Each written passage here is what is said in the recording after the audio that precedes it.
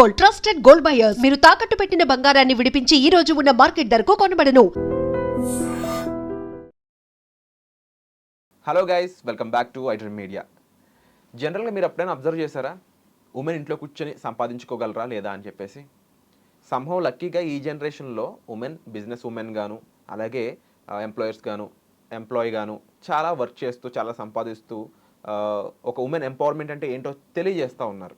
But still దాదాపుగా 80% women మాత్రం ఇంకా ఇంట్లోనే ఉండిపోతున్నారని చెప్పేసి కొన్ని అనాలిసిస్ చెప్తూ ఉన్నాయి. ఇలా ఎందుకు జరుగుతుంది? వాళ్ళు కూడా సంపాదించుకోగలరా? వాళ్ళు కూడా వాళ్ళ కాళ్ళ మీద నిలబడగలరా? వాళ్ళకి ఎలాంటి ధైర్యం ఇవ్వాలి అనే విషయంపై ఈరోజు మనతో ఉన్నారు చార్టెడ్ అకౌంటెంట్ అయిన లక్ష్మి గారు. మ్యామ్తో మాట్లాడదాం. ఎపిసోడ్ అయితే చివరి వరకు చూడండి. నమస్కారం మ్యామ్. నమస్తే విరాట్.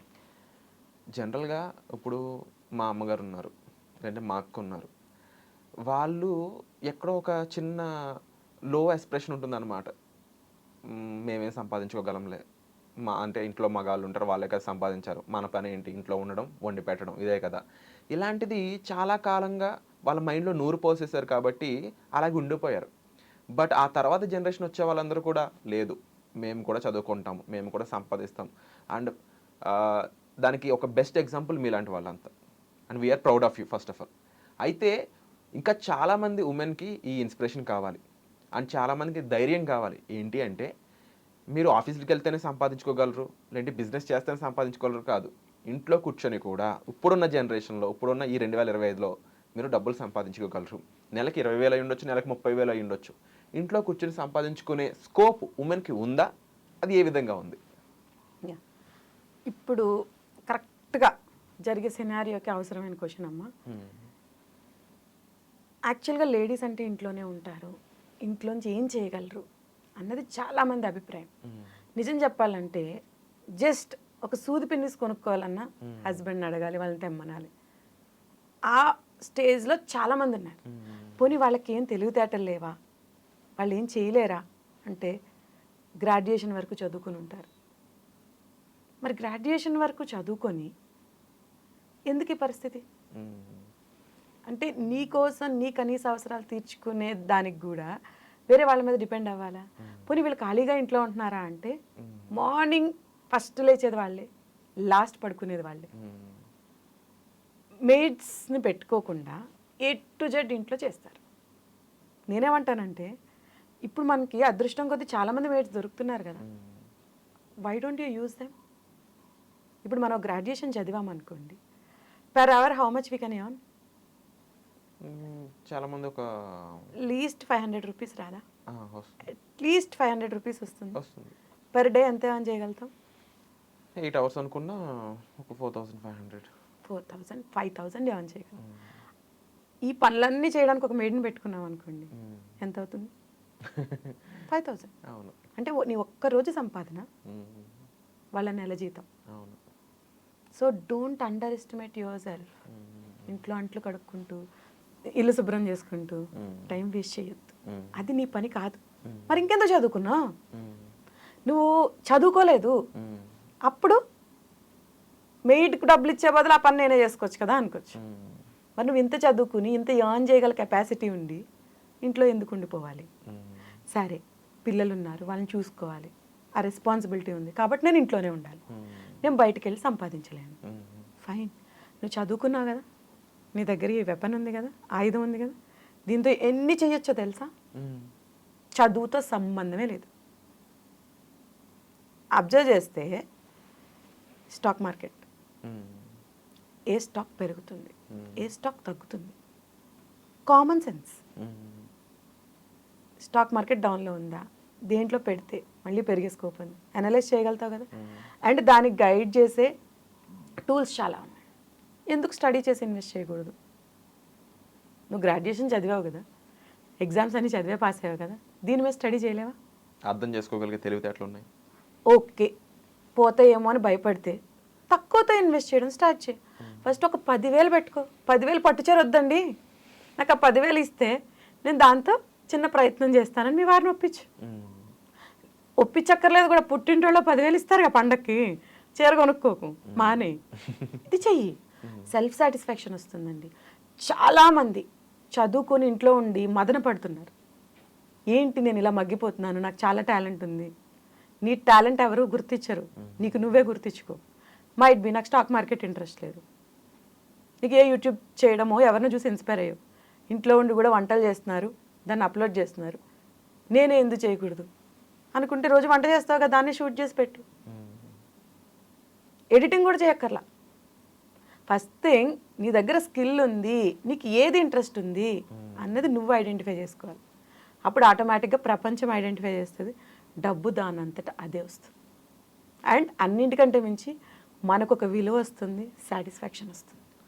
అండ్ మ్యామ్ ఇప్పుడున్న టైంలో నిజంగా డిజిటల్ మార్కెటింగ్ అయి ఉండొచ్చు, కొన్ని వాట్సాప్ బిజినెస్లు అయి ఉండొచ్చు, ఇవి కూడా చాలా పాసిబిలిటీస్ ఇస్తున్నాయి కదా ఉమెన్కి.